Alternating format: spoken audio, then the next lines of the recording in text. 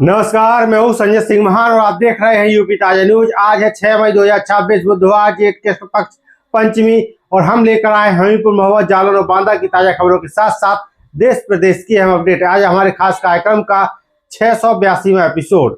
सबसे पहले बात करते हैं बाजार भाव की। आज सोने का भाव है 1,49,220 रुपए, वहीं चांदी है 2,54,900 रुपए।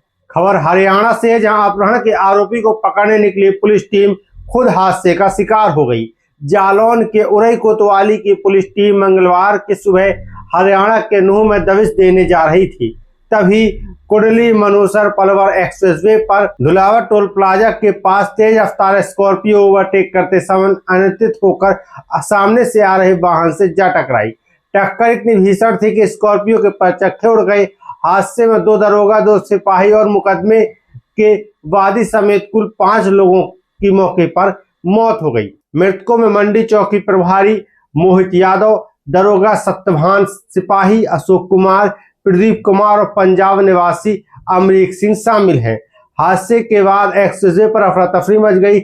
हरियाणा पुलिस और राहत दल ने मौके पर पहुंचकर शवों को बाहर निकाला। कुछ देर तक यातायात भी प्रभावित रहा। एसपी विनय कुमार सिंह ने हादसे की पुष्टि करते हुए कहा कि आगे की कार्रवाई हरियाणा पुलिस के साथ समन्वय बनाकर की जा रही है। खबर चुनाव को लेकर है। पश्चिम बंगाल में चुनाव की हार के बाद ममता बनर्जी ने साफ कर दिया कि वो इस्तीफा नहीं देंगी। मीडिया से बातचीत में ममता बनर्जी ने कहा कि यह हार जनता का जनादेश नहीं बल्कि एक साजिश है। उन्होंने आरोप लगाया कि उनकी लड़ाई भाजपा से नहीं बल्कि चुनाव आयोग से थी। तृणमूल सुप्रीमो ने कहा कि वोट लूटे गए हैं और चुनाव आयोग भगवा पार्टी के लिए काम कर रहा था। इस्तीफे पर पूछे गए सवाल पर ममता ने 2 टूक कहा, मैं इस्तीफा क्यों दूं? हम हारे नहीं हैं। उन्होंने सड़क पर उतरकर लड़ाई लड़ने और इंडिया गठबंधन को मजबूत करने का भी ऐलान किया। खबर महुआ से, जहां महुआ में पंचायत फंड में बड़े फर्जीवाड़े का खुलासा हुआ है। 40 सूत्री शिकायत पत्र की जांच में ग्राम प्रधान संजय दुबे पर फर्जी हस्ताक्षर, फर्जी भुगतान और सरकारी धन के बंदरबाट के आरोप सही पाए गए हैं। जांच में सामने आए कि स्वच्छ भारत मिशन के तहत लाखों रुपए खर्च दिखाए गए, लेकिन आरआरसी सेंटर शुरू ही नहीं हो सका। एक ही व्यक्ति के नाम पर 10 लाख से ज्यादा का भुगतान कर दिया गया। मजदूरी के नाम पर 16 लाख रुपए से अधिक का भुगतान फर्जी हस्ताक्षरों के जरिए किया गया।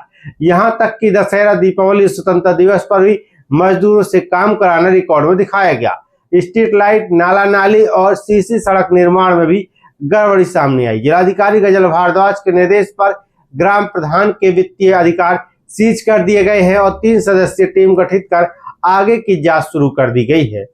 खबर हमीरपुर से है, जहां कुछ ही मिनटों में मौसम ने ऐसा रूप बदला कि पूरा इलाका तबाही में बदल गया।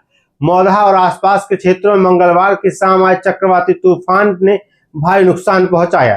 तेज बारिश और ओलावृष्टि के बीच उड़ते टीन शेड की चपेट में आकर लकड़ी काटने निकली एक महिला की मौके पर मौत हो गई। कई बड़े पेड़ सड़क पर गिर गए। बिजली के पोल और तार टूटकर जमीन पर आ गए। बाइक, कार और ट्रैक्टर पेड़ों के नीचे दब गए। गल्ला मंडी में खुले में रखा किसानों का हजारों कुंटल गेहूं भीग गया। तौल के लिए रखी गेहूं की बोरियां भी खराब होने की कगार पर पहुंच गई। तहसील परिसर में दीवार गिर गई। वकीलों के बस्ते तक टूट गए।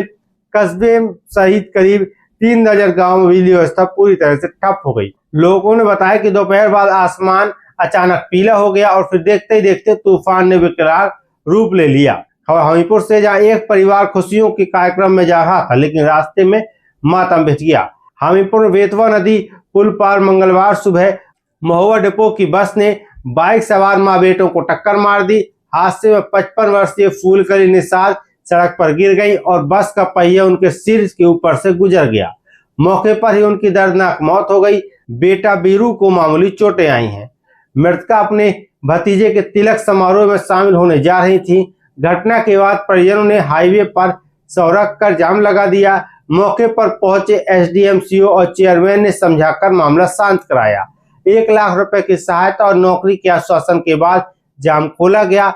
इस दौरान हाईवे पर दोनों तरफ सैकड़ों वाहन फंस गए। खबर महुआ से है, जहां महुआ में शिक्षा विभाग ने बड़ी कार्रवाई करते हुए जिले के सभी 840 परिषदीय विद्यालयों के प्रधानाध्यापकों का वेतन रोक दिया है। कार्रवाई का कारण प्रेरणा ऐप पर छात्रों की ऑनलाइन हाजिरी लगाने में लापरवाही। बीएस राहुल मिश्रा ने बताया कि सरकार ने छात्रों की उपस्थिति बढ़ाने और पारदर्शिता के लिए ऑनलाइन व्यवस्था लागू की थी, लेकिन लगातार लापरवाही सामने आ रही थी। इसी के चलते अग्रिम आदेश तक वेतन रोकने का आदेश जारी किया गया है। शिक्षा विभाग की इस कार्रवाई से शिक्षकों में हड़कंप मच गया है। खबर बिजली के स्मार्ट मीटर को लेकर है। सरकार ने प्रीपेड व्यवस्था पर कदम पीछे खींच लिए हैं, लेकिन जनता अभी भी खुश नहीं है। हमीरपुर में उपभोक्ताओं का कहना है कि स्मार्ट मीटर लगने के बाद बिजली के बिल दोगुना हो गए। लोगों का आरोप है कि प्रीपेड मीटर के दौरान बिजली बार बार कटती थी और एडवांस रिचार्ज करना पड़ता था। अब सरकार ने प्रीपेड व्यवस्था खत्म करने का तो ऐलान कर दिया है, लेकिन बिल अभी भी उतना ही आ रहा है। काशीराम कॉलोनी की महिलाएं तो मीटर उखाड़कर तहसील समाधान दिवस में पहुंच गई थी। उपभोक्ताओं का कहना है कि असली समस्या स्मार्ट मीटर है। जब तक सामान्य मीटर वापस नहीं लगाए जाएंगे तब तक राहत नहीं मिलेगी। खबर सहिला से है, जहां हमीरपुर में प्रशासनिक फेरबदल के तहत एसडीएम बलराम गुप्ता को प्रशिक्षण पर जाने के बाद सहिला तहसील का अतिरिक्त प्रभार राजकुमार गुप्ता को सौंपा गया है। जिलाधिकारी के निर्देश पर राजकुमार गुप्ता ने मंगलवार को औपचारिक रूप से कार्यभार ग्रहण कर लिया। अग्रिम आदेश तक वही सहिला तहसील की जिम्मेदारी संभालेंगे। फिलहाल के लिए खबरों में इतना ही। आप देखते रहिए उपी ताजा न्यूज। मैं हूं संजय सिंह महान।